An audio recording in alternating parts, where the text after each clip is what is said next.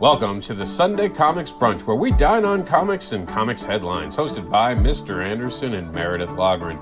Join them and their guests as they go over the comics headlines from this week and their projects, brought to you by the Comics News Wire and Geek Insider. Warning and disclaimer. The views and opinions expressed on this live feed are those of the guests, speakers, and or hosts, and do not necessarily reflect the beliefs, official policies, ethics, or positions of the content providers, advertisers, additional hosts, and or guests, hosting sites, groups, or entities attached to this programming. Viewer discretion is advised. Good morning, everybody. This is Sunday Comics Brunch, and I am Meredith Loughran. I am here with Rob Andersin, who is busy at a con, and C. Michael Lanning. We may have a few other guests that pop in here because we've shared the link. I'm wearing my mask because Rob is, and I just figured it'd be fun since he has the con experience going on. I am going to be losing this shortly because I have to tell you something. Say hi. Hi, Jax. Welcome to the show. So, yeah, I just figured it just shock value. Ooh. Wow. Look at that. Peace. All right. So, Rob, We're live right now. If he gets somebody there to man his table for a little bit, he might walk us around and show us some cosplayers. And we get to experience the con experience with him. Rob, I don't know if you're available to pop on here real quick, but he's going to be muting in and out while we kind of hang out and do brunch. But Yes. I miss the experience of kind of being there. I've always been more with the walk around. I've never had a table. I've never been a vendor. Right. But I would go around with my phone and my microphone and do quick interviews with people and just take snapshots and stuff like that, especially with Geek Insider. Oh, I tell you what, the thing about the cons that I miss the most is the cosplay, because they really do make the cons, man. Mm-hmm. They really do. And yeah, I think the last con I went to was May last year. So it's been a while, and that was in Houston. So, but yeah. Yeah. So it's kind of Say hi to everybody. Hello, everybody, live from Comic-Con here in Florida. No, don't say where. We don't want to get ratted out. It's like underground Comic Cons. We're just playing poker. Just a bunch of friends playing poker. We got a lot of people over, and they're all been COVID tested. So they're all good to go. They're doing it at the door. So, Yeah, they're basically putting the gun to your head before they let you in here. It's kind of true, actually. It's not even like fully wrong. Give me your forehead. Yeah, everybody got to lean over and be like, "All right, you're okay. Go in." And then you make me cough. Oh wait, am I the only one who You're got the only that one one? got that. I did request it. You're the one got the squat and cough. oh, say a Look, Jawa back there. There we go. There you go. Say hello.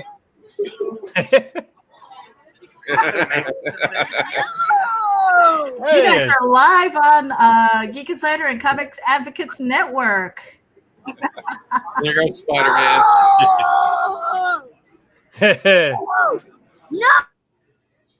No. So, yeah, I mean, we've had a few weeks off, and we did that on purpose because comics news has been kind of slow. And, plus with the elections and everything that's going on with that. So we were like, we're going to hunker down and get some work done. See, Michael Lanning, I know you've been really busy with stuff through Silverline. Why don't you introduce yourself and let us know what you're working on?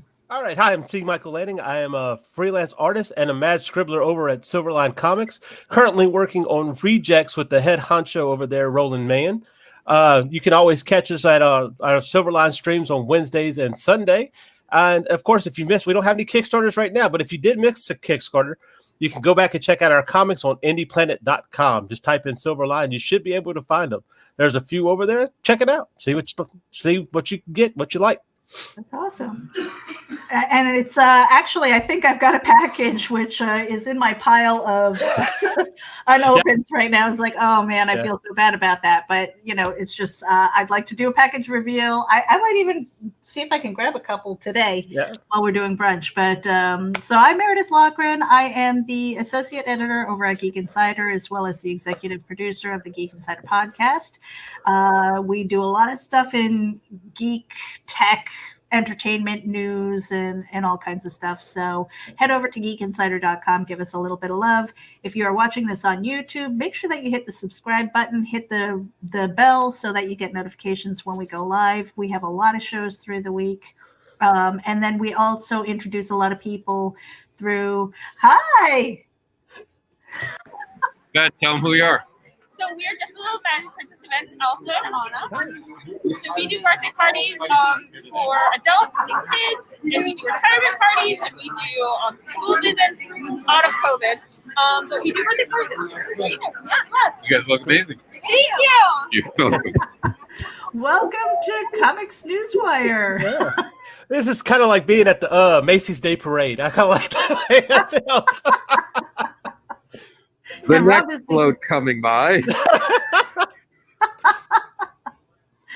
That's great stuff. Yeah, because Rob is he's at a Comic-Con right now selling books. He's interacting. He's in his happy place right now, I can tell. And we're all jealous. So it's really great to have this experience. And that's one of the things that that Rob and I had talked about a while ago. Quite a while ago, is that with Geek Insider, I was supposed to actually go to MegaCon, and I was going to be like the ambassador. So I was going to walk around, I was going to do quick interviews with people, take snapshots of the cosplayers, talk to the vendors and things like that. We were going to do it all live while Matthew was manning the StreamYard and things like that. And then it was canceled. It's like, oh man, but now I'm hoping with 2021, some states are being a little wackadoo with what they want to do, and that's kind of frustrating. But right now, it's like when we have opportunities like this, and this could be, across the pond with our friends over in England and, Europe, Germany, wherever you have a con and you want to be kind of an ambassador and share your con experience with us live, we would be more than happy to get online. And it's the same thing with the United States. Wherever there's one that's popping up, we want to talk to you. We want to share this con experience because a lot of us are still kind of shut down and unable to participate. So it's really good to kind of get this insight too. Michael, you were saying with this, you've never actually manned a vendor's table. So this is good to kind of get up behind the scenes, what it feels like, what it looks like and stuff. And, maybe we'll get to see a little bit of Rob's pitch as we go. Cool. Learn from the master. He sells books. He does sell books. So, and then the other thing that we wanted to do was kind of a roundup of what the Newswire did, what we did on Friday. So it's not a total repeat, but I have a lot of the headlines that Rob set up for us. All right. And what I'm going to do also is I'm going to share the StreamYard link if there's anybody out there who's tuning in and you want to pop on and have a little bit brunch with us. Top off your coffee and come on in. Now we might not invite everybody on, but if you're interested and we kind of know you, then we'll let you on screen. But let's see here. Surprised we don't see messages. Marv must be busy this morning. I figured we'd see him. Yeah, usually I see him commenting over at Indievolt. So, just so you guys know, they just finished up on Indievolt, the Sunday Funnies with Randy Zimmerman. And he had who were his guests? He had Lestry and Glenn Fleming. Yep. Daphne's kind of his co-host though, really, huh? Yeah. So she's kind of a weekly staple. Glenn Fleming is another one. Varian Grant was up this morning, so it's good to see him up and moving around. Let me see here. and we might get an appearance by Michael Oden. Oh, okay. He was sent a link. JD Calderon was sent a link. So we'll see. We've got the link out there now, but it's been a couple of weeks. What have you guys been working on? There's Michael. Hey, there we go. Somewhere in there. He's in there somewhere. Can't see him or hear him. Well, we'll try and get him in here, or refresh your page. I'm just trying to finish up. My comic for Silverline. It should be. I think from the way it looks, I'll be next weekend. By the time I finish the interiors, I've got some covers and stuff for it, and I'm excited to see what happens with that and things like that. And of course, we don't know. I don't know what the next Kickstarter is going to be from them. Mm-hmm. They have a few things out there. We got a whole bunch of projects. I don't know how Roland does it. So, a lot of organization. We should get him in here one of these days too, just to kind of just talk shop and stuff like that. It might be a little early for him because he's usually kind of a night owl. But Michael's in the car. Hey, he's frozen. Oh no. Hi, Michael. Now we've got two of you, so I guess I'm gonna have to call you C. Michael. But and for me, it's kind of funny because I want to give a shout out to Luke Stone because he's got two of my pages, so it'll be my first comic credit, which is really cool, and that is going to be in the trade paperback of Hybrids: The Sons of Gods, which I believe is still in demand on Indiegogo, and then not only that, he sent me a message, and I don't know if I'm letting a secret out of the bag or whatever, but he says that he's actually going to incorporate those two pages into the sixth book. Oh, so cool. That'll be like a permanent staple. And I'm like, wow, that's so cool. And then I've got for Terraform Comics Continuum, the anthology series, I've got 8 pages of a horror that is, it's really kind of dark. And I'm so happy because I got the last 3 roughs of those 8 pages, and got to figure out how to crowdfund or sell something so I can pay for the art for the rest of the story, because I'm like, oh my gosh, I've got like 16 more pages to go. Oh my gosh. Who's doing the art? Can you say? Yes, his name is Antonio Brandão, and he is from Portugal. Oh, okay. And the path to finding him was basically I did research. So I was looking for a particular style because of the book. Okay. And so I went trolling through DeviantArt and a couple of the Facebook groups with the artists and stuff like that. And I was like, who's got the style that I'm really looking for? Yeah. And I found 3. There he is again. Hey, Michael. Hey, sorry about that. I don't know why that was having so many difficulties there. StreamYard has been giving me some difficulties lately. And we'll just leave it at that. Okay. Well, so I was just finishing up with how I found the artist for the book that I'm working on. So this is my very first one. And so there were 3 artists that I really liked their style. It was very similar in the way that they did horror. But then I was looking for the elements of like who can draw really decent backgrounds and architecture and things like that. So that was an important element as well. And we were able to negotiate a price. And I said, right now it's 8 pages because I'm trying to get this done quickly so that I can get into the anthology. And then I said that there's plenty more work. Like I want to finish up this book. I want to have 1 artist, per book, if at all possible. And he's delivered, man. I mean, these pages that he has are just amazing. So I'm very excited about that. And then I'm going to try and do, I'm going to make the first attempt at lettering because I've never lettered before.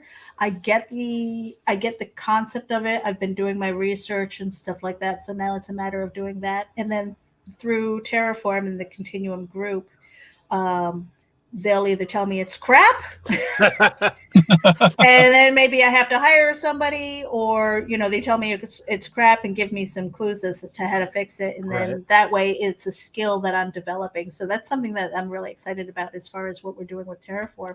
And then see, Michael, you and I have got something that we're working on. We've kind of pitched the idea. It hasn't been accepted yet. I think once we have some like a story, we'll get the story approved first, and then we'll throw some art at it and see where it goes. So Michael Oden, while you're here, give everybody a quick introduction. Who you are, what you're working on. So welcome to Brunch. Thanks for the welcome to Brunch. I am Michael Oden, currently mobile. And we are if I can talk. We just wrapped up the 60 days on our Indiegogo for Elysian Fields of the Pyramid Gambit. We're currently in demand, and we're also launching we're going to be doing that double dip here and launching our first ever Kickstarter here on Black Friday to really give people the opportunity, because we have a untapped market with Kickstarter. A lot of people have asked why we aren't on that platform, and so we are having the first ever Kickstarter available on that one. As I said, we're launching that on Black Friday, and it's just been a blast getting a chance to not only work on comics, but to be able to do our second one. It's a pretty big deal. Mm-hmm. Yeah. So now, why did you go Indiegogo and then Kickstarter? I've heard a lot of people, the majority of people that I've talked to, actually do it the other way around.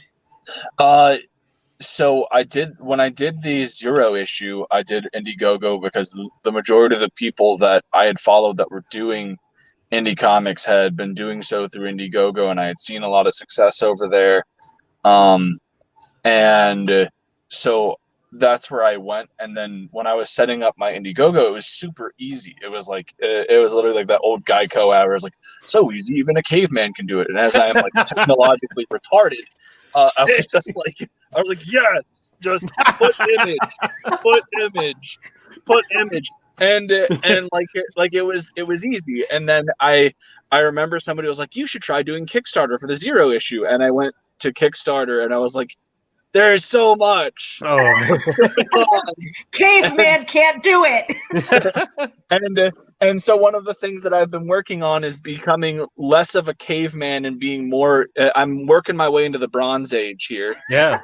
So I've been teaching myself how to do graphics and everything on Photoshop, and I'm actually very proud of myself. I have come a very long way from where I was when I did that sort of stuff on the Zero issue, and I've learned a lot, and I'm really excited. I am almost as excited about people getting in on the Kickstarter as I am about like them seeing the graphics that I've done, because I was like, this took hours of hard work, and you're going to love it, or I'm going to go cry in a corner.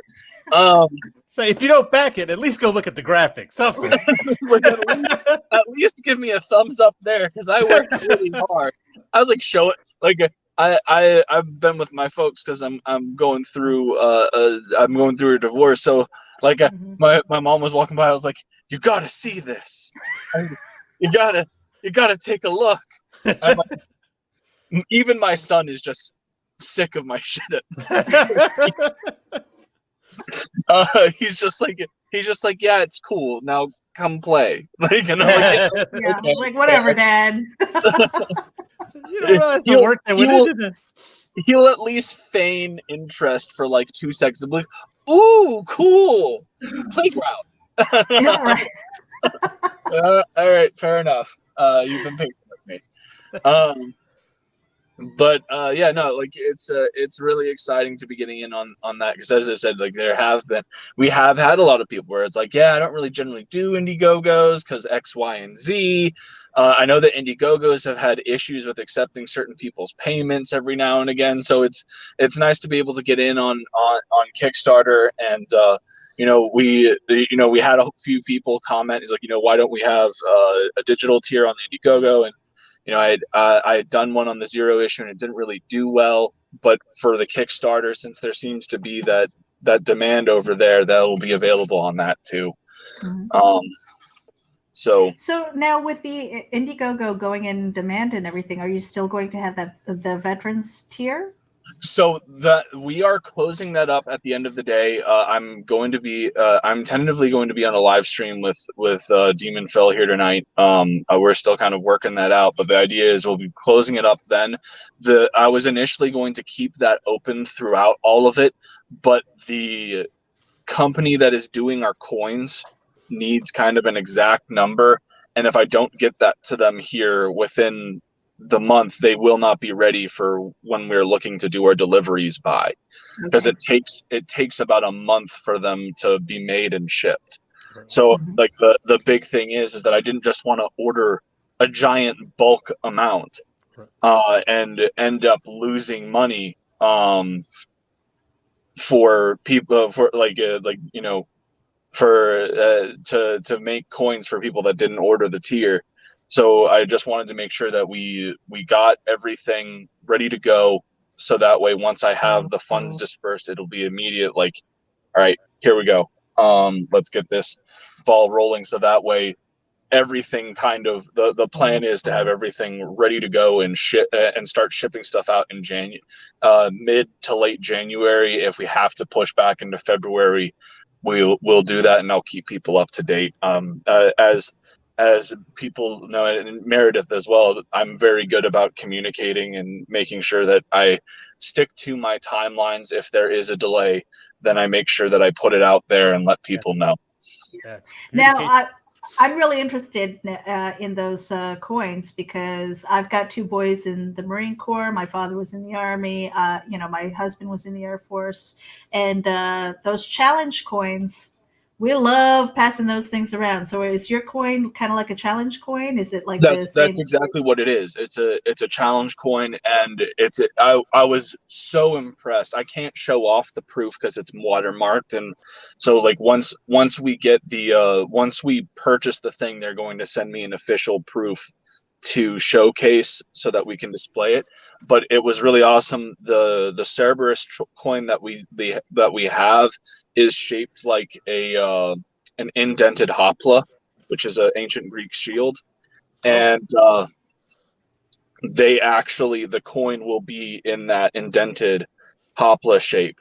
So it looks pretty sick. I think if I recall correctly, it's like 3-inch diameter. Very cool. Wow. And it's about like 2 millimeters thick. So like it's a pretty sizable coin. If I ended up screwing up those dimensions, I apologize. But like not looking at the email right in front of me, I think that that's what it was. I know that the patches for sure are 3 inches in diameter, and those will be pretty cool. Same design, except we have it subdued, so it's a deployment patch. Very cool. So now I was talking about the things that I'm learning this year. I mean, on top of like my first attempt at lettering, plus, my first script, and kind of, I say that I kind of tripped into the comic book world, and the community actually grabbed me and pulled me all the way in. So here I am. So I mean, everything. Yeah. So everything, I feel like I'm on a learning curve all the time, but just trying to learn the skill of, I might not be lettering, but I sure as hell I'm going to try. And I want to learn, like what's right, what's wrong about it. I did my first attempt at flatting. So there's a skill, because I know Photoshop. I'm like, well, I know Photoshop. Why can't I flat? And, so that's something. I don't think that I have necessarily the skill. I might have the eye, but I don't have the skill to see what's in my brain and put it on paper as far as coloring. So that is just like, I'm like, yeah, no, I'll let somebody else do that. Or I'm just going to keep writing stories and be okay with black and white. It is what it is. We lost Michael. But see, Michael, I wanted to ask you, what was maybe like a new skill or something that you've been kind of retraining yourself with in this time? Well, most of the time I've learned how to draw on paper. So trying to draw digitally through Clip Studio Paint, I've been kind of retrain yourself. You have your techniques, but you kind of retrain yourself on how to use a computer. And I just realized on Clip Studio Paint that the tool that you use, a paintbrush and a pen, you don't use them all the same way. It's a digital program. You have the same pen, but your strokes and stuff like that is different for each one that you use. So yeah, I feel kind of silly for not knowing that in the first place. So, but that's coming in handy. And just trying. This is my first comic that I'm doing as far as interiors are concerned, and well, hey, as far as anything's concerned, I don't know that, but just learning what's the best way, what's the fastest way to get it done, that's productive. So I'm able to, like if I have a page and I'll try to draw everything out before I even put it on the digitals. That way I don't have to spend so much time leaning over trying to figure it out. So. Well, we've got a comment here from the Peanut Gallery. He's mastered the art of yelling at electronics. See? Yeah. And then I have that. I learned my wife is a troll. But not for everybody. I am too. Let me tell you, I am too. I am too when I'm on the internet. There are certain accounts that I don't really share publicly because I am a troll. And when my husband comes home and I look like the Grinch after he's smiling and, it just got, and he goes, "You've been trolling again, haven't you?" And I'm like, "Yeah." How did you know? He gives it all away, so yeah. I'm her main target, so. That's all right. Keep it fresh. But yeah, I mean, just the whole thing. I love the fact that I'm on a learning curve. It's frustrating though. I mean, very frustrating because it feels like, okay, I'm never going to get this done because I'm always learning something new or, always pursuing. But I think that's how we grow. That's how we become better, and a lot of times I feel like I'm a little overwhelmed because it's kind of all or nothing in a sense where when a project comes up, it's not just one, it's like all of them. Right. It's feast or famine. And Rob, so anybody who's tuning in right now, Rob is at the Comic-Con. He is manning the table. He is talking to people. We are jealous. And he's got Jackson behind. And every once in a while, he's going to unmute and say hello and let us know how he's doing and stuff. So, and we're going to bring Michael back on. Hey, there he is again. Hello. Hi, Jax. Hey. Oh. Hey, Jax. We're jealous. Yeah. We're jealous. He's living it up. So, the lettering, have you checked out blandbot.com? I have. And actually, I've got to order some ink for my printer. I'm very frustrated with that, so I don't want to talk about my printer. Or I might just go on a rant. But I did see a lot of the guides there, and I want to print them out. Oh, fuck me. Really? Yeah. Well, we lost Michael again. Hey. Look, I'm not the only one yelling at electronics. No, you know what? Here's the thing. Those chips in the toner, okay? I think they have a timer on them. Really? Because I don't use my printer enough to go through that much toner. So when I don't use it for a while and it tells me that I'm out of ink, I'm like, bullshit! I'm like, I just bought this thing and I didn't print that much. Seriously, I didn't. So I think those are on a timer. I've got complaints and I've got questions. Yeah, that's suspicious. Very suspicious. Yeah, and remember the old cartridges, you could shake them up a little bit and throw them back in and it would give you a couple more prints. No, not these. Those damn chips, it's like, if it says, you're done, and I think it's that freaking timer on it, then you're done. You can't shake it. You can't reprogram it. It's just used up. I'm like, you son of a. Yeah, I've got one over here. I don't use too terribly much, but it's supposed to be a year. After a year, if I know that there's still ink in it, I'll tell you if not. I believe it's a timer or not. So. Mm-hmm. Yeah. Oh. So I am actually. Oh, look at that. He's doing a little walk on his table. He might be. Robert Anderson, are you standing on your table? No. No. It looked like it. It's like, oh my god. No, that's just holding it up. I'm tall. Yay! Wow. Hi, world. It still functions. Oh, All Jax wants to do is spend all the money we're making right away. It doesn't help with the booth next to you either. That's all I can say, toys. Jax, you better get busy making your own comics.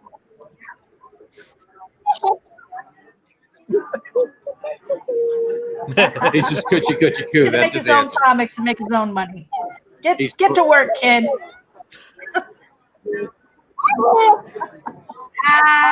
So Rob Anderson was at the in the world. He's at a Comic-Con.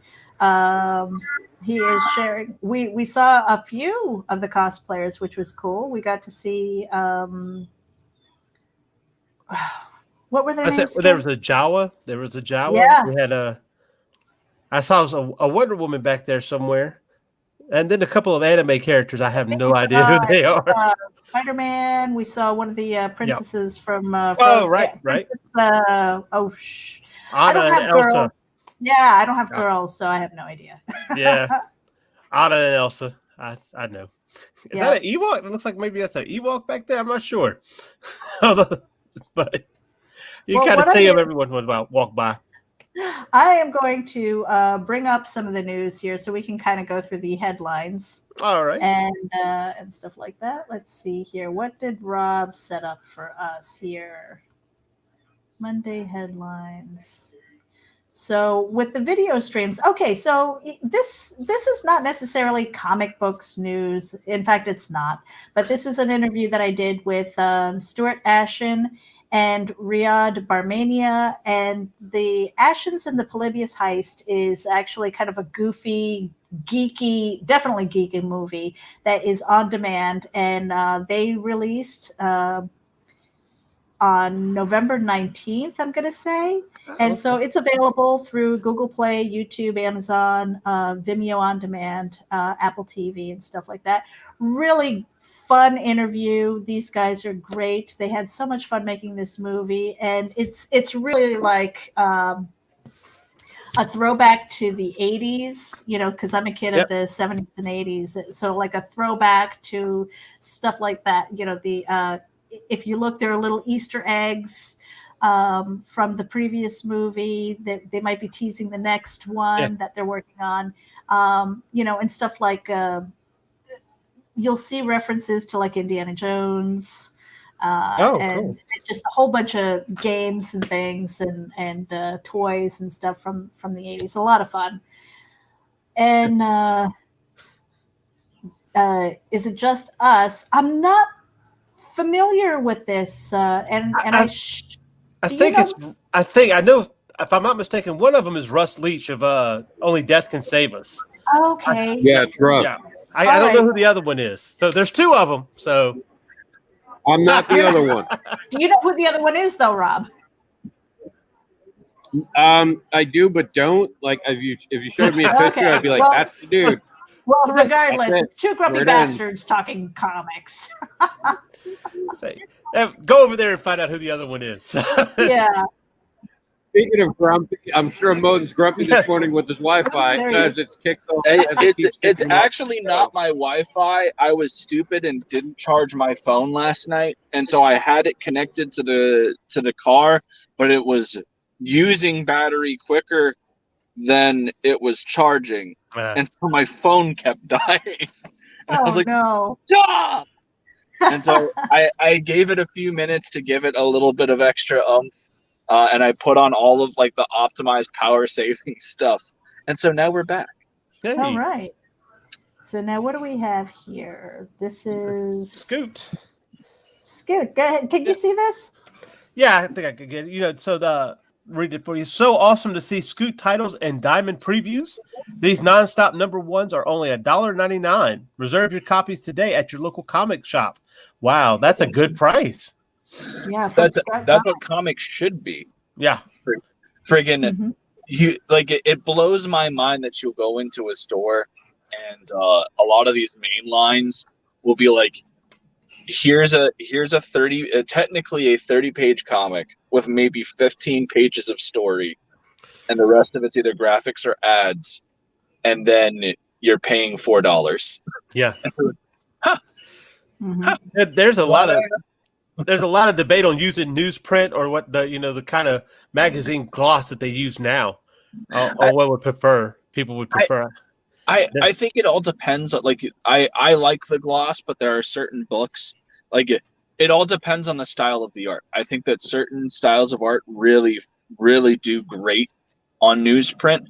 Yeah. But I also think that there are other styles that once you get into those advanced, like especially when you're getting into all to a lot of the digital coloring and everything that you see today, I think that looks a lot better on the gloss. But if you're doing like that old school like pixel coloring, effectively, like newsprint all the way. I wouldn't want to see that on a glossed page. Yeah. Well, Russ Leach's book looks like it could fit pretty well. He has good coloring in there that it could fit well on newsprint. Yes, 100%. And in fact, I was going to bring that up because Russ's whole thing is he's trying to emulate Jack Kirby, right? Yeah. Like it's very prominent in his art, and it looks outstanding. It does. And I recently picked up Kirby's New Gods collection, like the first bit of it. And that's it was a soft cover, and I'm fairly certain that all the pages are newsprint, or a similar type of paper style to that. Like it looks great. Like that's the way it should be. Yeah. And now we know that Rob is actually wearing pants. The question of the day. Rob's like, no, you can't know my secrets. He's got his eye on this. All right. Yep. Moving on. But the thing about the newsprint, though, to me, the newsprint actually makes the comic more collectible than, say, the gloss cover, because it's something that's going to have to really be taken care of well in order to withstand. That's an interesting way of looking at it. And there is certainly a truth to that. And that's the whole thing. Is it's a very complicated debate, because again, I do think that especially when you're looking at a lot of these newer artists and their approach to coloring and everything, I don't know how well those pages would fare with that depth of color to it. And it would be a whole thing where you might not even really be able to read the book once, right? If you had it on newsprint. But I do get what you're saying. It is definitely one of those things, because that's the whole thing, is the most valuable comics on the market right now. It's because they were the things that built the industry. But again, the thing that also makes them so valuable is that if you have one of those first prints and it's taken care of well, it holds. But even still, you look at these older comics and they're still starting to fade on the page and everything like that. Because those newsprint pages, they do start to go after a while. Yeah. Well, what's really nice about the $1.99 price point is that you can buy one for the kid, and then you can buy one for the collection drawer. Exactly. Yeah. And that's the way that comics should be. I think everyone here grew up at a point where you'd go to your local drugstore or 7-Eleven or what have you, and you'd have a spin rack, and the most expensive books were $5, and those things were 100 page giant sized issues that collected a whole bunch of different stories. Right. Or it was a pack of several different floppies. But when you went and you actually looked at the comic books themselves, you were looking at prices anywhere between $1 or $2. It was a very cheap thing and the whole thing is that the predominant market that was going out, a good chunk of that market that was going out and getting these were kids, right? Making comics more affordable like that, I think is a big thing. I understand, especially on the indie side, as we as creators, we kind of have to charge a bit over market, so that way we're able to continue doing what we're doing. But these bigger companies, they have no reason not to charge. Like, they are active. Well, we were talking about this yesterday because you talk about, the big. Well, somebody said the big four being DC, Marvel, Image, and Dark Horse, and that their page rates are not going up; they're actually going down for artists. So you kind of got to ask yourself a question: if you're charging this much money now, more than you were charging back then, where's all this money going to exactly? Mm-hmm. So, but I think he froze on us. Oh boy. Yeah, he's going to be in and out. If he doesn't throw his phone out the window, I'd be surprised. But so here we go with Cthulhu Invades Oz. Now, I'm not sure. Do we know, are they, I'm going to take a quick look at the I think they might be ending today, huh? Are they? Today or tomorrow? The page. I'm not that good at sharing here. Oh, it's actually got 59 hours to go. Yeah. And they've reached their goal. So they hit the 20,000 mark. Congratulations, you guys. Right. Wow. Well fought. And I'm sure they were knuckle biting and their nails are probably gone from chewing on them. But congratulations on that. Yep. And now it's just a matter of just keep selling more and see what the next milestone is. But they had 496 backers. I mean, guys, 4 backers away from 500. Come on. Yeah. There's got to be 4 more people out there who can get this and back this project. So that is super awesome. Congratulations. So, Michael, do you want to read that? Sure. Let's see. Of course, it's from Travis Gibb, with even our very own Rob Anderson has contributed a story to it. Who, if you don't know Travis is the owner and founder of Broke Down in 4 Dead Bodies comic book series. He's also done Voodoo Nation with Luke Stone. He has there's 52 creators made this book. It's an epic battle of Cthulhu versus the residents of Oz. Ooh. We are 13 backers away from 400. Can you help us get there? And we know that they've already made that and more. Hopefully, they're only 4 backers away from 500. So, hey, maybe we can help them get there. So support all these fellow creators, and check it out on CthulhuInvades.com. That is pretty amazing. I think that's probably the biggest crowdfund that they've done. Kudos to Travis Gibb. I know that he's put that together. He's been organizing that and getting the creators together and stuff like that. So they've been pushing really hard. Yeah, they've had to working on that for a while now, man, huh? Yeah, and that's a lot of creators. I mean, kudos to the community for coming together and making that happen. I know Rob Anderson's got a story in there, so and it's a really cool one. He gave me a preview of his story, so looking forward to seeing that as well. Let me see video streams here. Tom and Jerry, there's an official trailer that's happening. We're not going to play those, obviously, because of copyright. We've got Batman, Soul of the Dragon, exclusive trailer, and that is going on Indievolt. We can give them a little bit of love. Those are our friends over at Indievolt.com. Make sure that you head over to their YouTube channel, hit the subscribe button, and share them out. They do, let me take a quick look at my calendar here. So Indievolt live at 9 p.m. on Tuesdays. Then they have Breakfast Buzz at 9 a.m. on Thursdays. Geekgasm, I am going to be filling in for the Indie Princess Lola on Wednesday nights at 9 p.m. And then they had the Sunday Funnies. So they preceded us. So give them a little bit of love and hit the subscribe button, share them out with your friends, and tune in when you can. So just remember the 9s for them. Let me see here. John Celestri, can you speak on this, Michael? I know John Celestri was also known for some of his kids' comics, but he was also, I think he was an animator on the Boba Fett during the holiday special. Yeah, see right there, Star Wars holiday special. Yep. There was a Boba Fett short, and he was the animator on that. So you can see some of his animations right there, obviously.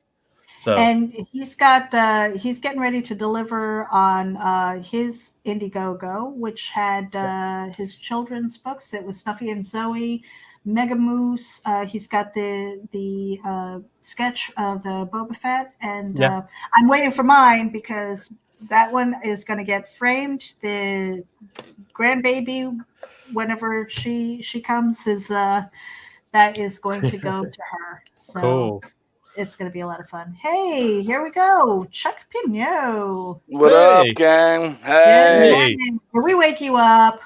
I was on a stream until like 2 a.m. last night, so yeah. Rob Anderson right now is at a Comic-Con, and we are all jelly. And I'm playing a violin for poor Chuck. Here it is. Here it is. The string. Hey, man, some of us had to work. You know what? Yeah. I'm just hanging out with We a were good friend. Yeah, you're doing the fun part. Yeah, yes, he is. Yes, he is. We were just talking about Cthulhu. You guys hit the 20,000 mark. We And did. you're only 4 away from 500 backers. It's pretty insane, man. It's pretty insane. How Yeah. crazy is that? That's Yep. insane. So congratulations on that, you guys. I mean, you Thank were. you. I mean, I know I've seen you almost every night on somebody's show.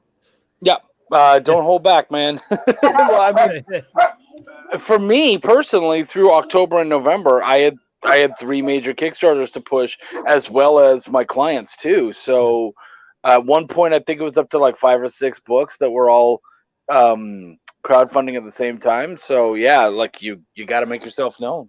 Yeah, absolutely. I told him yesterday on our stream at Silverlight, I said, you got to be annoying. Everybody said, no, not annoying, but I said, my point is you got to make sure that everybody knows who you are. You want people asking, who is this? I see this person everywhere. So, yeah, I mean, by the end of it, I was getting onto shows and they were like, dude, man, we're so excited to have you on. I'm like, I have no idea who you are. I don't know who you are. And that's like, that there's no smugness or anything. I'm just like, cool, thank you. Yeah, that's the best feeling. Somebody says, oh, I've been following you. That's like, great. Yeah, thanks. You know, but that is so important, that lead up to the crowdfund, then during the crowdfund, and trying to maintain that. You know, I mean, first of all, the lead up to it, I know, Chuck, you could probably speak to this as well, because you had to promote it well before you started to actually launch the damn thing. Yep. Yeah, that lead up is huge. Making sure that people are aware. You know, the thing is that for me personally, I feel like a big day one is huge. That sets the tone for the entire campaign. And so you really want to get people excited and you want to get them on there. If you have a rough day one, means you got a fight ahead of you. And that's not always fun. It'd be a little easier if you could hit those stretch goals early and try to enjoy yourself. What's up there, nerdy snake eyes? It's like the Invisible Man or something. Yeah, but that lead up is so important, because if nobody knows that you're there, then that whole crowdfund campaign is going to be a struggle. That's truth. Yep. And like Chuck said, the campaign doesn't end to the last day. If you ever treat it like it ends before the last day, you fail. Yeah. No, that's so true. It got quiet so I could actually talk to you guys. Okay, yeah. So how's it going? It's going actually really, it's better than I expected it to be. It really looks like people just want to be out. Like, people are so tired of this year. Everyone's doing the right thing. They have masks. Everyone's cleaning their hands. You see a lot of hand sanitizer. People are doing hand sanitizer. So I'm really pleased. Here, real quick, I'll give you guys a look.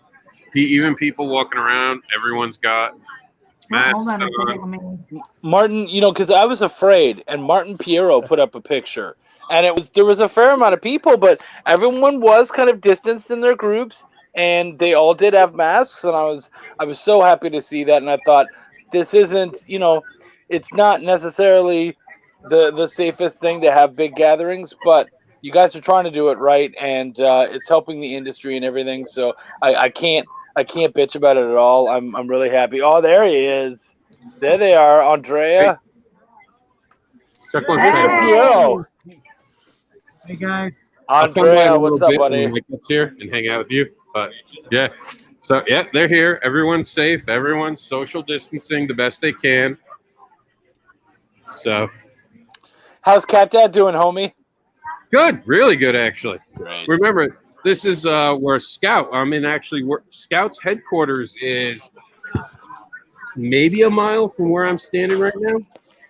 Oh, cool. So, like, people know what Scout is down here. So I'm able to tell them about it, get them excited, tell them that we're coming to Diamond. I mean, Bobby Gregory, you know that guy. Yeah, That guy. right. But Chuck's going too. So really exciting. Chuck just got to see the cover that's going to be in Diamond. Oh, And, dude. yeah, So exciting. we're excited. We're Very excited. cool. So now, is Bobby Gregory making an appearance here, and is Cat Dad making an appearance at? No, I decided that here there would be none of that unless it's an interview. Because at your hometown, you kind of got to put your hair down. Yeah. You know. Mm-hmm. Cool. Very cool. Besides, I figured that'd be a 2021 treat. The first time we see Cat Dad in public. Oh, that's Jax being Jax. Hey, buddy. Hey, Chuck's here. Look, you want to say hi to Chuck? Hey, little homie. How you doing? It's Chucky. Say hi. We've known each other since he was just freaking tiny. What's going on, buddy? Good to see you. Here. Say hi to Chuck, Jaxie. Hi, Chuck. Mouthful of Cheerios he stole from me. Hi, Chuck. Oh my goodness. So here, let's get back into some of the headlines that we had here. So Chuck, again, congratulations, your entire team. And you know what? I just saw the click go up. You're up to 498 backers. You are 2 away from 500. That's cool. That's so That's fantastic. amazing. You guys keep going with this. They are so close. And what a huge milestone. 59 hours to go.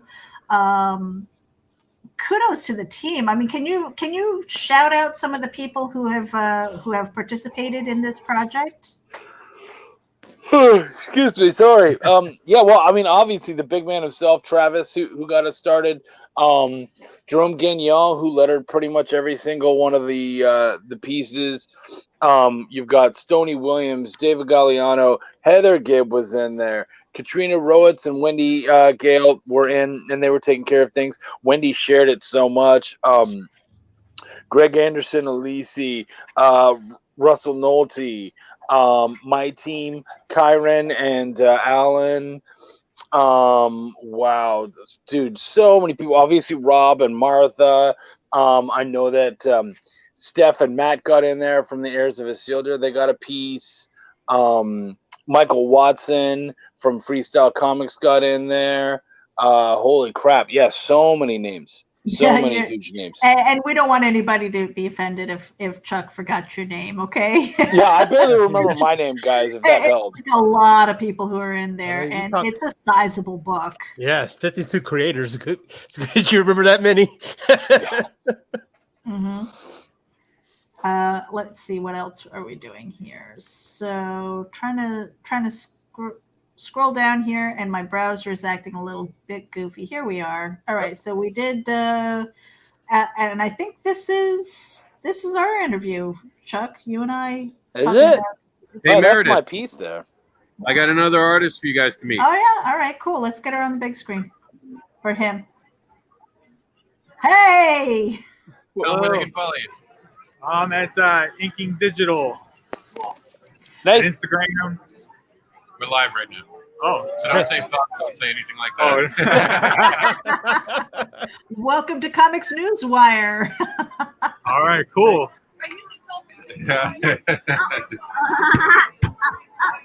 Okay, back to the regularly scheduled show. The Macy's Day Parade will continue after these commercial breaks. Oh, I took my mask off. The rules are being broken. Oh no. All right, so and I actually had an interview with Home of the Nevermore, Raven Adams, which is really cool. So if you guys are into horror stories, he is actually accepting stories that he will read, and it's really kind of cool. Go check him out. Geekgasm is, again, I am filling in for the Indie Princess on Wednesdays until she gets back from recovery. And are you going to use that extreme angle where we stare like directly down your shirt, or? You could, but I gotta get a better bra, because Right? the boys, Just get the girls up. I'm old, and the boys Ah. are just kind of sad and At least get a shoe cam. We get some A shoe cam. Holy crap! no, you know what? I would rather show the boys than the feet. Okay, so there is that, but. That is the best screen cap ever. That's actually going to be my Christmas card for Advocating News 2020. I have like Frodo feet because I haven't really worn shoes since I've lived in Florida, and that's about 6 years. So I have sandals and I have a pair of sneakers. That's I love it. So the shoe cam is be like one big hairy toe. Okay. I don't care. Let me see here. What are we doing? A hell of a conversation piece there, though. Yeah. I'm missing a lot of the graphics, I think, here, but so on the website, if you guys go to creators of it's comicbookadvocates.com. It'll take you right to the newsroom, and you're going to see what's been compiled over the week. Some news here with Wonder Woman 1984. Warner Media CEO explains decision to have the movie debut on HBO Max. So, how do you guys feel about that? With the movie being on one other streaming service as opposed to, I don't know. I don't know that I would get HBO Max for that movie. How do you guys feel about streaming services overall? I mean, I cut the cord, so I like the services. But let's be honest, you can't really afford to have them all. Like, there's so many coming up now, so certainly can't do that. It's a business decision, and you're either okay with it or not. And if you don't have the streaming service, that doesn't mean that you get to complain and stuff. Like, they made their choice, and you're either okay with it or you're not. And it sucks because theaters anybody can go to, but am I willing to pay between $6 and $12 a month, depending on the price of these things, just to watch that one movie? Or, am I willing to pay, I think it's sometimes like $30 to rent the movie. So yeah, like, am I okay doing with that? And if I'm not, then you wait it out. Like, I think we've all done that, where I can't afford to go to the theater right now, so I guess I'll rent it for $2 at Blockbuster, which just dated the crap out of me, by the way. No, and I was going to say, I am patient enough that I can wait until it's in the $5 bin at Walmart. Yeah. Okay? Yeah. Well, and the thing about the streaming services is as long as they continue to make it easy to cancel. I don't ever have all the streaming services at once. But I can wait, say there's a TV show that comes on Hulu that I want to watch. Well, you know what? I'll wait till that makes a run and then cancel one service and switch it over to another, watch that, cancel that, go to another, so on and so forth. So as far as like HBO doesn't have anything that's going to keep me around, but I would wait till this comes out and then Justice League and check it out later on because it's not going to go anywhere. So. And so what are the thoughts on Charlie Brown Thanksgiving and Christmas specials? There are some people who say, I haven't seen that on TV in like 20 years. Do I really care? And those who care actually have the DVD. Yeah. There was this huge uproar on social media about it being canceled. I mean, how do you guys feel about that? Charlie Brown has a Thanksgiving special? No. Exactly. I don't really, like I said, you could always get that on DVD in the $5 bin, I think, at that point. So that might be in the $2 bin. Yeah. Everyone's looking for something to be in an uproar over. Like, just deal with it. You know what I mean? Like, this isn't a great place for anybody. You'll be able to track it down if you really want it. It's out there, and you'll be able to get it. Yeah. I think the bulk of us in here, I'm not sure about you, C. Michael, but I grew up where we watched Heidi, we watched The Sound of Music, we watched the Charlie Brown Thanksgiving and Christmas specials whenever they were on. There was one, It's a Wonderful Life. Yeah. That was like the holiday must watch. The family gathered together, and that's all we watched. But at this time, there was like one TV in the house and maybe 3 channels. Yeah. So yeah. I'll put it this way. I remember when they used to show Wizard of Oz on TV once a year. That was the other one. Yeah. So, you had your Rudolph the Red-Nosed Reindeer, Frosty the Snowman, all those things would come on every year. And of course they didn't really have it out on, you maybe could find it on VHS. Talk about dating yourself. But you might be able to find it on VHS, but it's rare. It was rare. Mm-hmm. So you kind of had to wait. You wanted to be there for that Rudolph. I remember that. So yeah. Oh yeah. Oh, that was the other one. And what was the claymation one? You had Rudolph. You had Santa Claus is coming to town. Yeah. Or the Heat Miser and those. Yeah. That was a lot of fun. And I'm going to read this because Rob did this to me on Friday, and I might as well just go all in right now. Paul Bettany, however you say his name, confirms vision. Is it Bettany? Bettany. Okay, Paul Bettany confirms Vision has a purple penis, and Marvel fans go nuts. All right, that was fun. Did they not see Watchmen? I mean, really? Yeah. If Dr. Manhattan's got something, I'm just saying. It's not the penis, it's the color. That's what people are freaking about. They understand the penis. It's just like, whoa, purple. No. Come on, there's a whole other spectrum that you're ignoring. Well, so people were in an uproar. They missed green and yellow, and They skipped over all the other colors. That's the problem. I was going to go somewhere, and I just realized, nope, I'm not going there. This is breakfast. Not doing it. It had something to do with a one-eyed purple people eater, but hey, Hey, I remember that movie too. I went. And the one you're thinking of would be very different. You'd find that on OnlyFans. Pornhub. Yeah, exactly.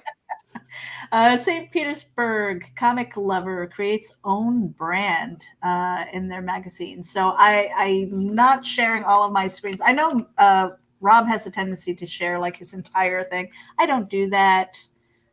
So let me see what this is about. St. Petersburg. I think he said this is somebody that's near him in Florida. Yeah. That was featured in a magazine, which is really cool that we're getting that kind of press. Matthew Sardo. So he has created, let me see here. I recognize that name. Well, Sardo. Well, let me see if I can. feel like I recognize it. Yeah, let me see if I can share that screen too. Let me stop this for a minute. Stop share screen. Yeah, Rob has his stuff together when it comes to like sharing screens and stuff. He's something special. Special. So this is the guy, Matthew Sardo. Ah, okay. From St. Petersburg, Monkeys Fighting Robots founder. Oh yeah. Okay. I love he's that. a St. Petersburg resident. So that is pretty cool. And here's the thing. Have you guys noticed a significant increase in mainstream kind of picking up comics news? Yeah. Oh, look, I was in Walmart yesterday. And I was surprised. They even had a manga in Walmart yesterday for sale. I was like, my daughter's like, yeah, you didn't know that they were selling that? I said, I'm just surprised seeing any type of comics in there whatsoever. So, yeah, it's getting around. So why do you think that is? Any theories? I would. No, go ahead. No, please. I didn't really have much. You're trying to. It's funny. Comics is in the zeitgeist, and it's in so many parts of our society. And I think even the mainstream media is realizing that the simple painting of us as nerdy losers is over, or at least it's heading out the door. We're in your movies, we're in your TV shows. We're we're in everywhere. You have episodes of famous TV shows that end up doing huge homages to comic books and whatnot. It's really all the way out there. You have things like the new Teenage Mutant Ninja Turtles, Last Ronin, going huge, absolutely bonkers, like just making gobs of freaking money and telling a really exciting story. So I think people are seeing that, oh yeah, you know what, maybe we've kind of pushed comics down a lot, and there really is a lot going on there. And we were one of those industries that easily could have, all of us could have dropped pencils and just said, that's it. Certainly segments did, but most of us in the indie world, we didn't. Right. And so good stuff has continued to come out, and we have not been slowed by it. You have things like Kickstarter, and this was, I think Rolling Stone talked about this. Kickstarter sold $22 million in comics. $22 million. That was in October, by the way. We still had 2 months to go. They didn't account for Cthulhu Invaders OZ and Belial and Ashens and all the other amazing things. Not to just plug my own things, folks. But all the other amazing things. No, that's not my shtick at all. But all the other amazing things that are going on. So, I mean, there's a good chance that we could hit 20, 24, 25 million in a year. And they're just looking at Kickstarter, right? They're not even paying attention to Indiegogo, huh? That's strictly Kickstarter, because Kickstarter made the announcement and said, like, we've already broken our top all-time best in the year of COVID. So what you gonna do? You know what I mean? Yeah. Mm-hmm. Yeah. Now, do you think that this will continue, or as the world opens, we'll kind of go back to the status quo from where we were? Guys, if you're using words like status quo, stop it. Honestly, the world has been shaped and molded and changed. We are a sword that is in the middle of the friggin' forge right now. We are literally in the fire being reshaped. So I love more and more that people are using the word new normal, because that's what's happening right now. Our new normal is being shaped.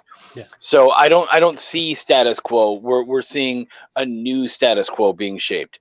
What that is, I don't know, but guys, you're in the middle of it. Help shape it. Whatever positivity, whatever great message you have, whatever cool stuff you want to show off, do it now. Try to be a part of that change. You've got the opportunity. That's right. We don't live in that world anymore where you break into comics waiting on the big two to call you. We live in the world, you want to break into the comics, you make a comic. You kick the door down. Yeah. Mm-hmm. Yeah. And that circles back really nicely, Chuck, because you weren't here when we asked the question, because I had talked about the things, the new things that I'm working on, new skills that I'm developing in this age. Michael did, Michael Oden, he's not here. See, Michael is also, some of the new things that we've done as far as either developing new skill, branching off into something new. What have you done, if anything? Or because I know that you've been incredibly busy, so there are no wrong answers here. Right. So Ashens House just went to stretch goals, and my partner said to me, he goes, man, we got to do something for stretch goals. We got to, try to make as much money as we can. He's an artist, but he's like, I'm just way too busy to do anything. And we had this idea to do, there's a spider that shows up in one of the chapters, and it's very ethereal and messed up and just completely bonkers. But it's a scene that fans seem to just gravitate to and love.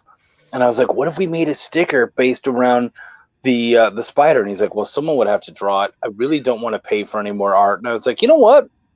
I'll draw the damn spider. And he's like, what? You're not an artist? And I'm like, I know, but it's just a simple, fun little spider. If you're okay with inking it and coloring it, if you have the time for that. And he's like, yeah, I just didn't want to have to start something from scratch. And I'm like, I'm just gonna do a fun smiley face spider, and we'll just do that, and we'll make it fuzzy and cute, because it's a messed up hallucination anyways. And we did that. So We did it. It was a lot of fun. People are really enjoying it. That's our stretch goal. We have that sticker up now. You can check it out. So, I did that. Plus, earlier in the year, I was learning lettering. I don't actually want to be able to letter, but I want to be able to edit lettering. So I took some lettering courses and learned that. What's going on?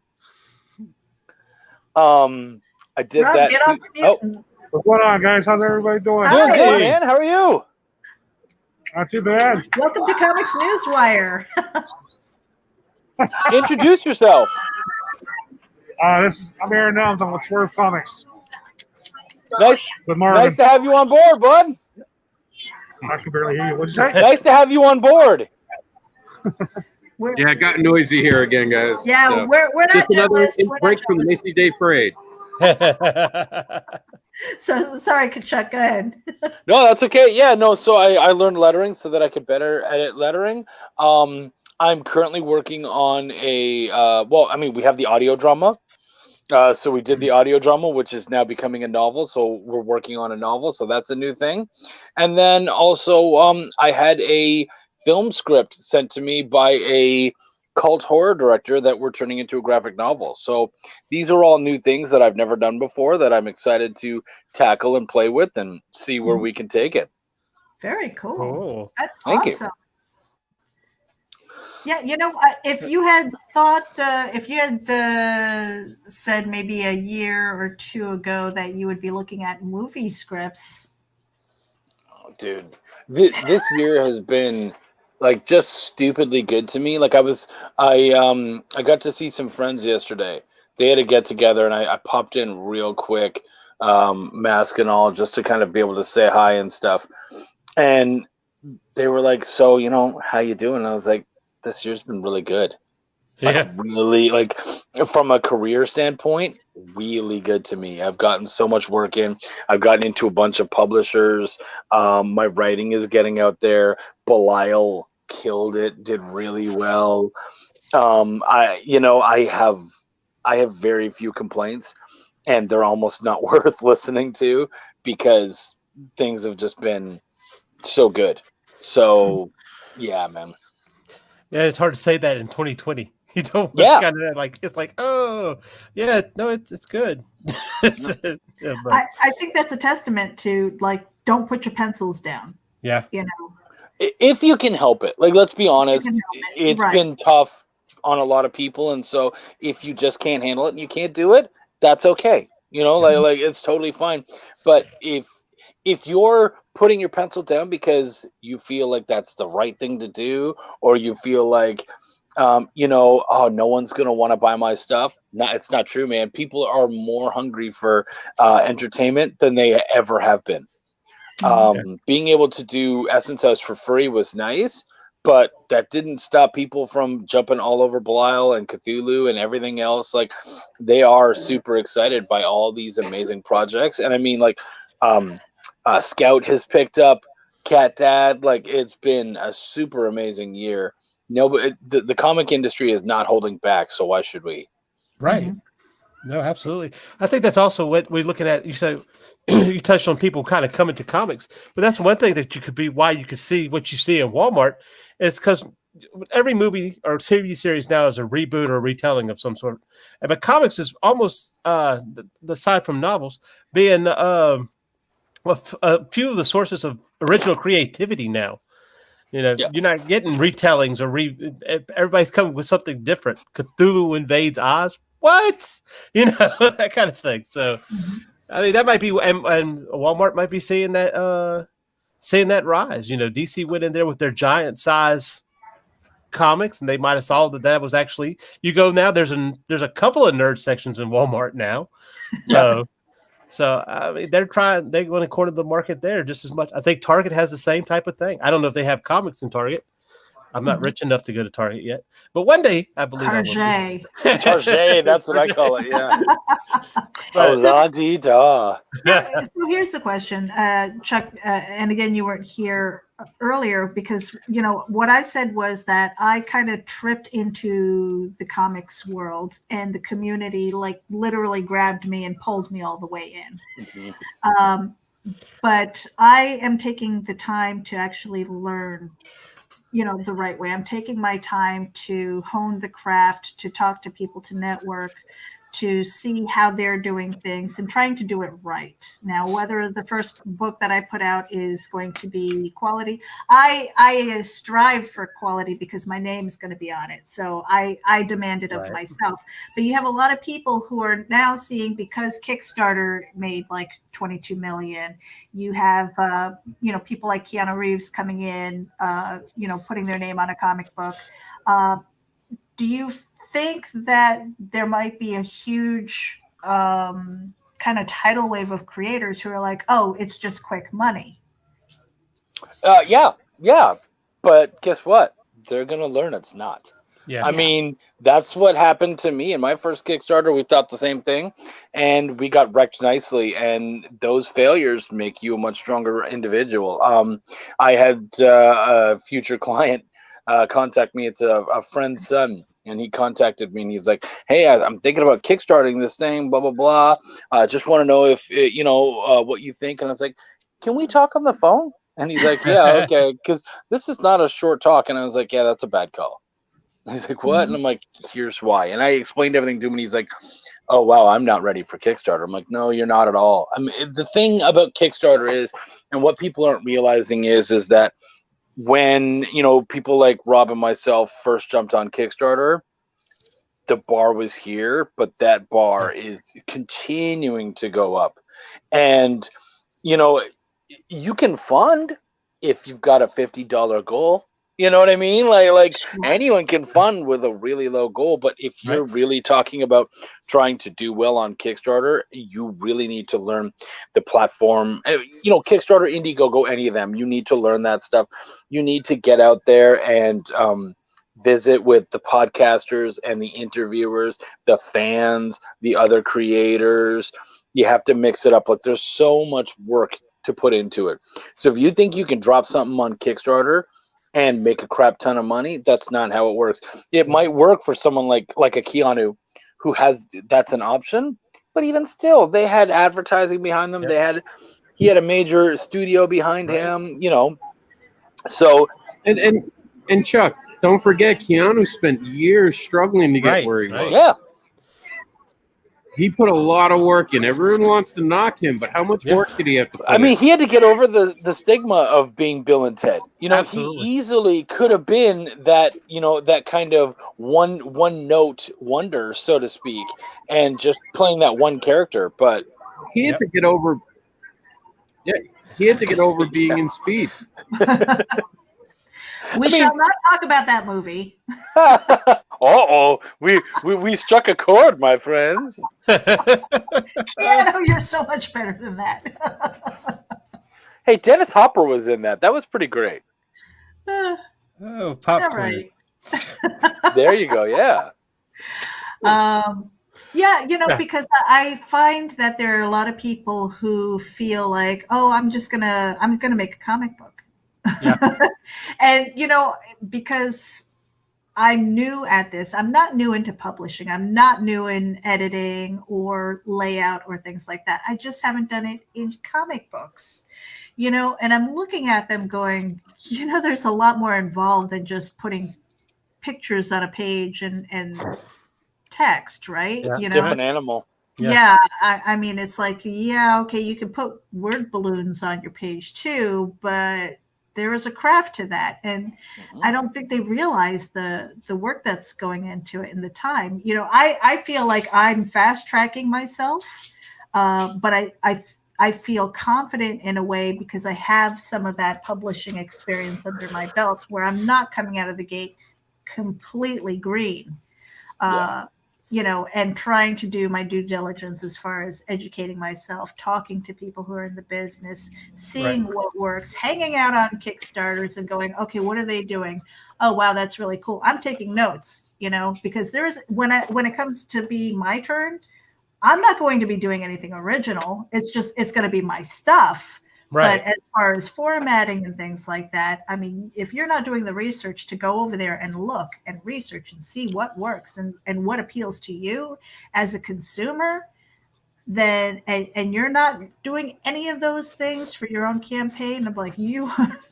Well, and shows like this are perfect. You guys can come on, you can watch, you can learn, you can ask questions, you can support the community, because you supporting the community means that at one point, being a part of the community, you've helped to build that, and they will hopefully support you as well. Right. But going in, asking questions, I mean, literally, we're right here. And so if you put that question up there, why would we not answer it? Why would we not try to help you out? So, yeah, man. And certainly you can track down creators that you appreciate and that you respect and ask them questions. And if they don't have the time, they'll tell you. But for the most part, everyone's pretty cool. They might, at the very worst say, hey, man, I'm actually in the middle of something right now. Let me get back to you later. But there's all sorts of opportunities for you to grow and learn. Take them before just jumping in. Mm-hmm. Yeah, one of the things that Rob always says is, horse, here's water. Right? Well, that's the thing. And, if you're not as an artist, if you haven't taken your portfolio either to a show or shown it to somebody, you're not doing it right. You're just not doing it right. You have to, you've got to thirst for that criticism. Before you do anything, you have to thirst for that criticism, because if you're not wanting to do better, no matter where you're at, if you're not wanting to do better, is this even the business that you want to be in, really? Yeah.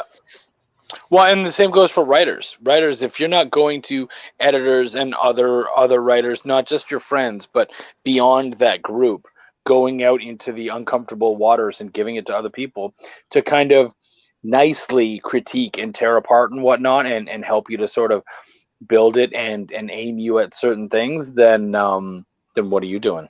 Yeah. Mm-hmm. Yeah. And you have to go that step beyond family and friends, because first of all right, your family and friends, they're either not going to take you seriously because they've held your hair out of the toilet when you were puking your guts out because you drank too much the night before. They've seen you sick, they've seen you bitchy, whatever the case that might be. So in a way, you're just kind of like that. It's like, all right, that's her. It's like, oh, that's nice, dear. Let's see what you got. And say something nice. Or on the flip side, in my own experience, you have some family and friends who will have no problem tearing it apart and ripping it to shreds, and it just feels like they took your heart and stomped on it because they're not giving you any value. They're just saying, oh, it's shit, So you need that person to step beyond, who can take a look at it objectively and give you an honest critique that helps move your project forward. And you have to have a thick enough skin to get over that and go, okay, maybe my baby is a little bit ugly. I'm going to go fix it up right now. And that's what the whole point of backer pause is, isn't it? Kind of giving that idea, that criticism to people, so that they know how to sell their stuff. Because I doubt you could come out the box and really knowing how to sell something. That's really. Yeah, and what's nice about Backer Pause is, because we have so many different personalities who come on the show, you get to see different perspectives. Different people are looking for different things. And what you can certainly do is you can either take that as, oh, no two people like the same thing, so what's the point? Or you can find that Venn diagram, and you can see, like, okay, which things kind of match up here, so that I can see exactly what are the most important things. And more I find, be concise, tell us your story, don't let it go too long, things like that. You don't have to be too flashy, or you can be flashy. Like, there's all that other stuff is just other, but the absolute substance, it can be gleaned in there if you really watch. Mm-hmm. And Rob is busy selling stuff. And we're jealous. We're jealous. We are. But one other thing about Backer Pause that I like, and Chuck was actually there when we created Backer Pause. We have been told, and I've told Chuck this privately, we changed crowdfunding with that show, because it is trickled into the fact that people now, like he said, watch it, view it, study it, and see what people are saying. And it has, you've seen, like when we first started that show, videos were a lot different than they are now. And suddenly they're starting to be a lot more like what we were talking about. So just by default, the people who have been on there have spread it. We had the Camilla one, I think is like almost 2,000 views. Mm-hmm. And that was just a blowaway one. So, you know, you can change the industry with small steps and not even intentional. We did it because me and Chuck were bored. We were goofing around, and it really came out of just our sense of humors, and that's what happened. Yep. But it was being genuine and honest, and that matters in this industry. Oh, yeah, it does. And even your video, Rob, when you were making your video for Cat Dad and Supermom on Kickstarter, you know, I mean, he's gone through several Kickstarters, and that one time when he made himself vulnerable and he was really talking about Jax and the story behind the book, and I was just like, and you know, that appealed to so many people. We were like, oh my God, take my money. You know, it makes all the difference in the world, you know, because again, there's so many people who are like, sell. And I try to tell people all the time, you know, people connect with people. You can have crap things, but if you're a good person, somebody might give you the benefit of the doubt, you know, and invest in you as a person. And they say, well, this might not be the greatest thing that you're putting out right now, but I have faith in you because you are a good and decent person. I like you. You have a good personality. You have the hustle in you. I see it. Let's see what you can do with the next one. Right. You know. And I think it's on, is it on Indiegogo or Kickstarter that tells you right out that it's not a store. You are supporting creators. That's the whole thing about it. Well, they even say this is not a store. Yeah, that's what I'm saying. It's not a Yeah. store. This is not a store, yeah. Yeah. Is it Indiegogo or is it Kickstarter that says that? Indiegogo is the one that says it says that. Yeah. No, Kickstarter. Is it I Kickstarter? thought Indiegogo does too. No, Indiegogo does the on-demand, remember. That'd be against it because they're on in demand. They're in demand. I could would go swear against that I've seen it there too. Just as a little. It might be on both. I mean, Yeah. it wouldn't be surprising to see it, but it was. I can tell you beyond a shadow of a doubt for how long I've been covering this. Yeah. Kickstarter started with that. Indiegogo started very much with indie music, indie technology. It wasn't really geared towards comics, and they followed suit. Right. But at the beginning, it's always about bringing someone's dreams to life. It's not GoFundMe. Oh, GoFundMe. Whoa, dude! I had someone come at me with a GoFundMe link recently, and I was just like, "Yeah, no." Talk about being sent nasty things in the mail, and a GoFundMe for a comic book. Oh, that's just cursing you out. I want to hear why. Yeah, I want to know why, because that is still a crowdfunding site. No, it's not. No, not in the same regard. The difference is that Kickstarter and Indiegogo. Sorry, Rob, to jump in here. I know you're busy, and I'm passionate about this. Kickstarter and Indiegogo, we give you rewards. It's all set up, so we like to more talk about it like it's a pre-order system. You know, like you're going to give us money, and we're going to give you this. Whereas with GoFundMe, all you're saying is, "I need money." It doesn't matter if you offer anything up. There's no like, oh, if you give me this, you'll get that, and this and that and all that kind of. There's nothing set up in there for that whatsoever. Mm-hmm. And even with GoFundMe, let's say your goal is $5,000 and you make $25, you still get to keep that. Now, yes, that's the same with Indiegogo, but you're not going to make a comic with $25. Right. You know. Go ahead. Also, real quick, it's not crowdfunding, Meredith. GoFundMe is a charity. They are actually listed as a charity. That's the difference. Look who's here. We're live, by the way. Hey, what's up? So I'm going to let Mike in the room, and I'll be back in a few minutes. Watch the crowd, the Macy Day crowd. What's up, Remy? And I don't know how much longer we're going to be recording, but yeah, so I just wanted to hit on that. I do consider GoFundMe a crowdfund, and I agree with you, Chuck, to the point where they don't have those different tiers that you can set up as an individual who uses that. you can put in things, like thank yous and stuff like that. It would be in your description, but I understand that it's not built into the platform itself to have those different tiers. I would also say that there's a huge stigma too that comes with it. And because in a lot of ways, GoFundMe does feel like begging.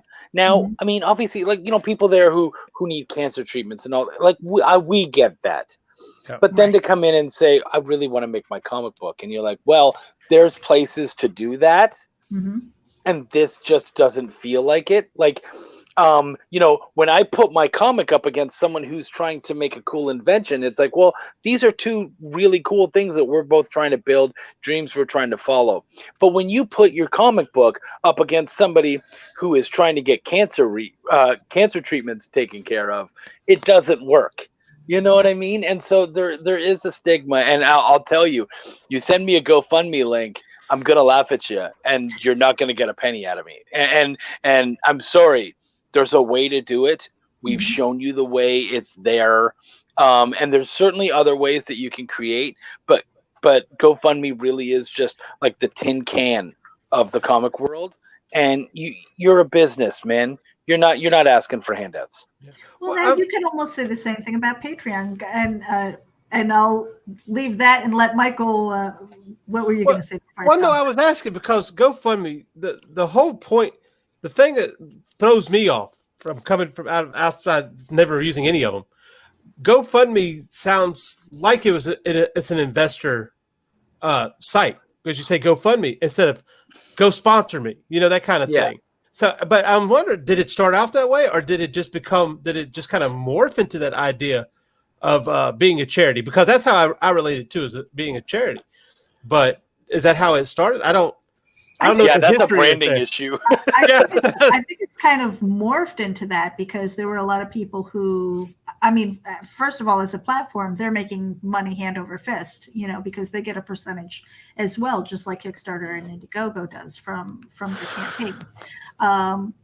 So I agree with Chuck in the sense that there are a lot of people who use that. And it does feel like kind of passing the hat around and saying, hey, help me out because I'm in a bad situation, or whatever the case might be.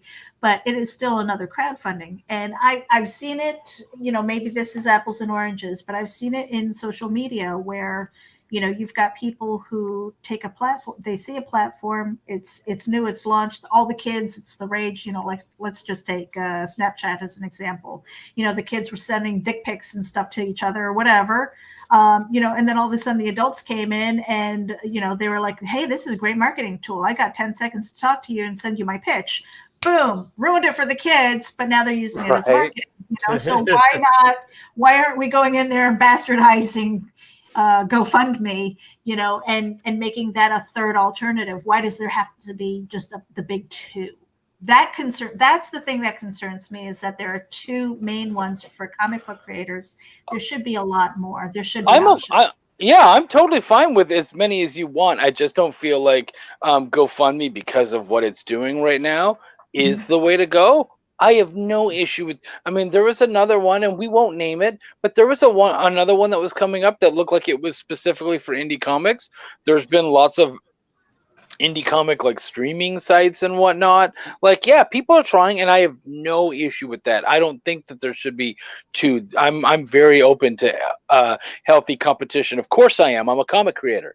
There's lots of competition out there, guys. GoFundMe is just not one of them.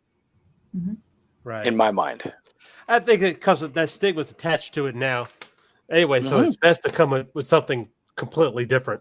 Yeah. Like, go invest in me. Something around those lines. Because at least investors get kickbacks of some sort. Right. Yeah. And speaking of investors, and I said it just a little bit ago, is Patreon. Where you are actually sponsoring a person for their creativity. But the same thing with Patreon, you're getting things out of it. At each tier, you get things out of it, whether it's time with the creator or certain digital pictures, or you get new looks into things. So you're an investor in that regard too, because you're getting a look into their process. But there is an exchange of goods and services that's happening there. that isn't happening with GoFundMe or isn't immediately happening with GoFundMe? I've got Rob on the big screen because he's walking around.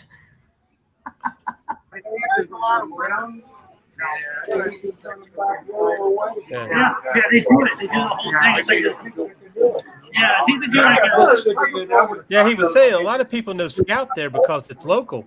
But I'm telling you, across the board, Scout is coming up. Oh, yeah. So excited it was good. Nice. Nicely done.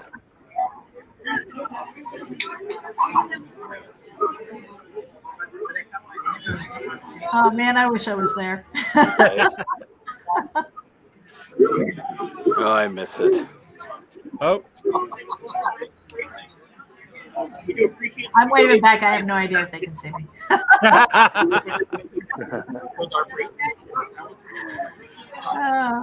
Wow. So I'm gonna mute so you guys can actually talk while I walk. All right. I'm so effing jealous. Telling you. And I like this. Look, I like this a lot better than I like the big ones because the big ones, I went into the Houston one I was telling you about, and the first thing I get hit in the face with is Geico. I said, really? Geico? You know, was that Comic Palooza last year, bud? Yeah. I was at that one. You know, it was funny. We were on this corner booth. We had a really great booth set up, and right next to us is Camp Gladiator, which is a bunch of people who are going to basically do like Pilates and stuff in the park. And I was like, what the hell is this? And so they're stopping people and they're, making them, work out. And let's check your BMI and whatever the hell else. I wouldn't know. That's because that's what you go to Comic Cons for, to exercise. Right? And so I was joking around with them and we were, kind of, you always create a relationship sort of with your neighbors, or at least I do when I'm at these shows, because we're going to be hanging out with a show like that. We had 3 solid days.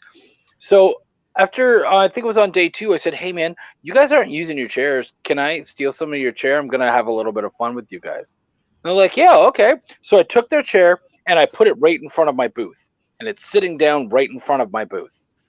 And they're like, okay. And so my partners there, they're like, what are you doing? I'm like, watch this, dude. This is going to be hilarious. And they're like, okay. And so somebody walks over, this lady, probably in her mid-40s or so, walks over. And they're like, oh, do you want to work out? We can show you what to do. And she's like, no, thank you. I'm good. And they're like, no, really, this is going to be great. No, thank you. And she walks over. She walks past him. And I said, excuse me, ma'am, did those mean old guys try to get you to work out and get sweaty and stuff? And she's like, yeah, they did. And I'm like, we're not like that at all. Why don't you take a seat, chill out, put your feet up? You deserve to relax, ma'am. Why don't you read a comic while you're here? And she was like, that sounds really nice. And I was like, go ahead, take care of yourself. Enjoy. You can pick up any of these books and check them out. She's like, well, what do you suggest? And we just ended up having this great conversation. We got her into a book that she liked, and she was just so amazed. And I would do that all the time. And the guys next door thought it was hilarious. So, I know that a lot of that can feel very like anti-Comic-Con, and for us it is.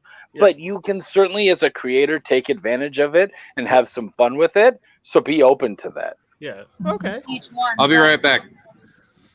Okay. See you, bud.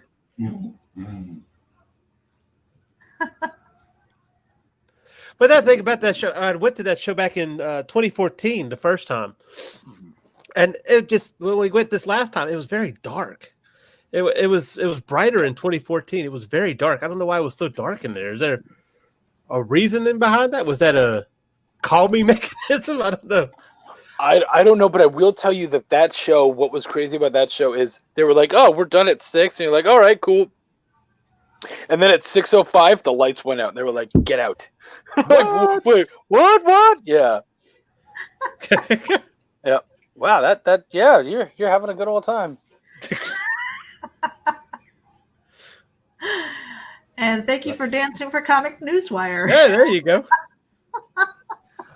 And I just was given a newswire from my little affiliate here, WYNDI News, and Wendy let me know that Cthulhu has officially hit 501 backers. Woo! All right. Yeah. Congratulations.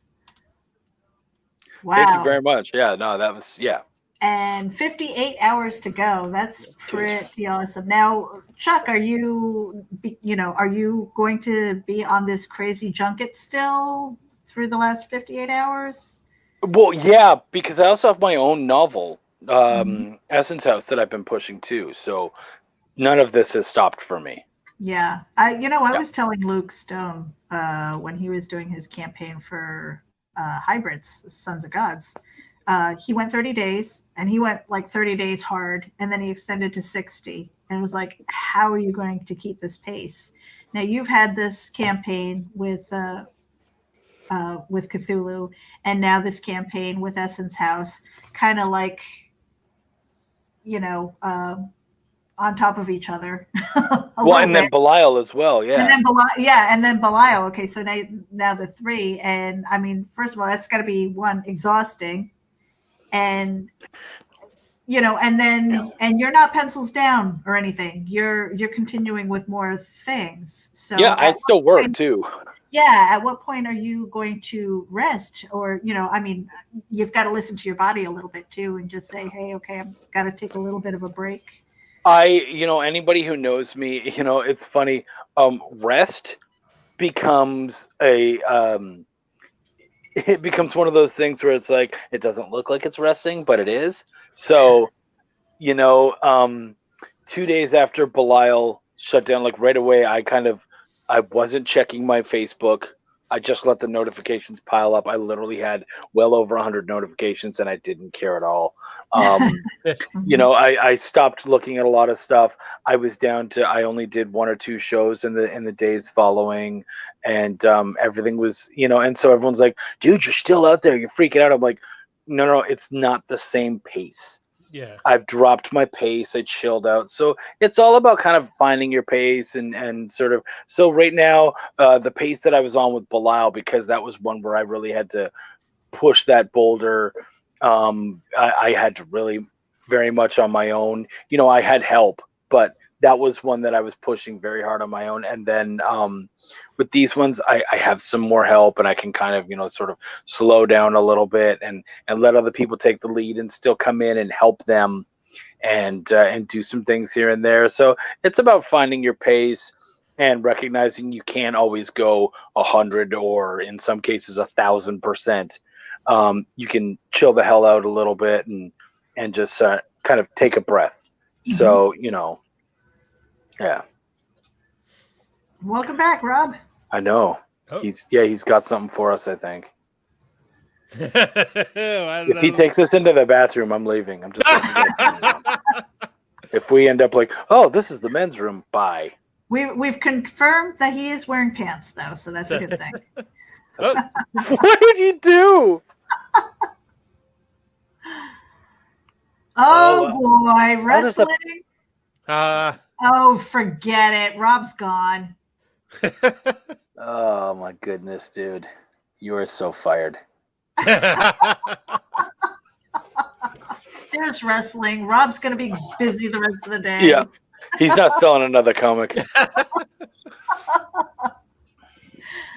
Oh my goodness. That's something I haven't watched in years, was wrestling. Oh yeah. But that you'll find that at Comic-Con shows, and that's okay. I get that one. I get that. I mean, it's not my thing, but I get it. Yeah, it's the costumes and the almost the superhero, supervillain type feel that wrestling has. Mm-hmm. So. I was never much into wrestling. I mean, really, the only ones that I know are like Hulk Hogan. What was the? Oh my gosh! Macho Man. The Ultimate Warrior. Who was the Undertaker? Oh yeah. Yeah, that was the one I was thinking of. Who's just finishing his 30th year? Yeah. Oh my God! Shh. Yeah, but I think he only comes out like once a year, so he's gotta. Yeah, he's certainly dropped that, and I think he's pretty much retiring. Mm-hmm. You would think so after so many decades. Yeah. Look, it's a testament. He doesn't have any type of brain damage or anything. Right? I'm not a wrestling guy, but I'm a big fan of Hot Ones because I find the journalism aspect of it really interesting. Yeah. He just asked really deep cut questions, and this week's episode was The Undertaker. Yeah. And it was a brilliant episode. I always find when I don't know the person or I'm not as excited, I usually tend to like, do I even care? But with The Undertaker, he was so intelligent and he had so many really cool things to say. And I really loved his take on the business. And I felt like I could take what he was talking about with the wrestling business, import it into the comic world and learn and grow. So that was really cool. Mm-hmm. Wow, cool. Yeah. Yeah, he doesn't say much. So when he does say something, it's cool to know that it's profound. It's like, yeah. Well, and this was him getting out of that character and him really being Mark, whatever the hell his name is. I couldn't tell you. He's the Undertaker. First name Under, last name Taker. So. Mm-hmm. But I think I got a bolt. My dad's been trying to call me, and all right. So let's get you up on the big screen, Chuck. Oh yeah. Go ahead. Tell people where to find you, what you're working on, and then we'll get you out of here. Thank you so much. What's up, guys? I'm Chuck Pino, Pineau. You can find me on Facebook under that name. You can find me on Instagram under that name. You can find me on Twitter at Chucky Pin. My branding's not brilliant. What can I tell you? You can also find my Chuck's Raw Reviews, where I talk about comic books that I'm absolutely passionate about, on my YouTube channel. You can check out my publishing wing on Bonfire Press on Facebook. And right now, the two big things that I'm trying to push, Cthulhu Invaders OZ, like she said, only 58 hours to go, guys. We're funded. Now we're going to aim for those stretch goals. I had a number in my head. I want to see if we can hit that number and if I can be right. So if you guys want to check it out, it's an amazing story. And with the level of creators and stuff, I think you guys will absolutely love it. Also, myself and Eric Cockrell, we have an audio drama known as Essence House. You can check it out on all the podcast sites. Chapter 18 just dropped recently. And then we're turning it into a novel. We're turning it into a 20-chapter novel. And so that means that if you want to see if you're going to enjoy the novel or not, you can go and listen to the first 18 chapters of what will be the novel. And if you don't like it, no problem. I understand. I appreciate you listening. But if you do, come check out the novel. We think you're going to really enjoy yourself. Cool. All right, Chucky. I'm not going to boot you out of here. I'll let you out on your own. I'm going to put Michael Lanning up here on the big screen. Oh, thank you. Tell people, Chuck, it was good to see you. Thanks for popping in. Thanks. And see, Michael, where can we find you? You can always find me on Facebook at C. Michael Lanning. I would say Twitter, but I think I'm about to get rid of that sucker. And of course, I'm always exploring new platforms, Parler, MeWe. I'm on Instagram. You can look for me there sometimes. And, of course, the Wednesday night streams on Silverline Comics. Just look for Silverline Comics on YouTube, Twitch, or Facebook, and you'll be able to find me. Yeah, make sure you guys, if you head over to the YouTube channel, hit the subscribe button, hit the bell so that you are notified when they go live, and share it out with your friends. You know, help these channels grow. YouTube, I think it is 1,000 subscribers. You need 4,000 watch hours in a 12-month period, and then you can start monetizing. And that really helps these creators a lot, because the mountains of content that needs to be created and building up an audience to get to that point takes a lot of work and dedication. So kudos to the Silverline. Let's help build them up so that they can reach those milestones and help monetize that channel as well. Rob, I'm going to put you up here on the big screen. And go ahead and tell people where we can find you. You guys know where you can find me. Comic Book Advocates, Geek Insider, and MrAnderson.com. All right. I'll keep it sweet. Short. All right, I'm going to put myself on the big screen. I'm Meredith Loughran. You can find me at merj99.com. That is where you can find all of my social medias. So if you go here, MEREJ99, Geek Insider, go to Terraform Comics, find me on Facebook. I'm all over the place. So if you do a Google search for MEREJ99, that is, you'll find a whole lot of my content. Let's get out of the big screen here.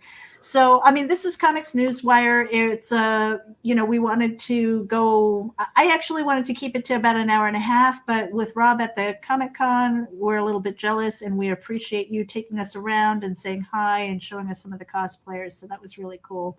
And we're all kinds of jelly over here. Yeah, absolutely. But we appreciate that. Next week, we're going to continue on with, are we going to do Sunday Comics Brunch next week? Because it's like the Sunday after Thanksgiving, Black Friday, all that good stuff. Yeah. Okay. So we're good to go. Anybody who's interested in being, taking a seat and being part of the brunch, we follow Indievolt's Sunday Funnies, and we try to launch at 11:11 Sunday afternoons or Sunday mornings. And, we're going to go through the headlines. We kind of talk about some of the issues in the comics industry and just sit around and have a casual conversation. So we appreciate all of you being here. Again, this is on Geek Insider. We'll be sharing this on Comics Newswire and the Comic Book Advocates, as well as our personal channels. So make sure that you follow us wherever you can, and we'll see you next week. No, actually, Rob, is there a new time for Backer Pause? It'll be a Tuesday this week. Tuesday at the usual time, 11:11. We're moving it to Tuesdays, the DC New Comic Book Day.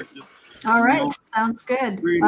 And I've got an outro here somewhere. All right, so found the outro. See you guys next week. Tune into Backer Pause. Tune into Friday when we do the news. And thanks a lot for tuning in.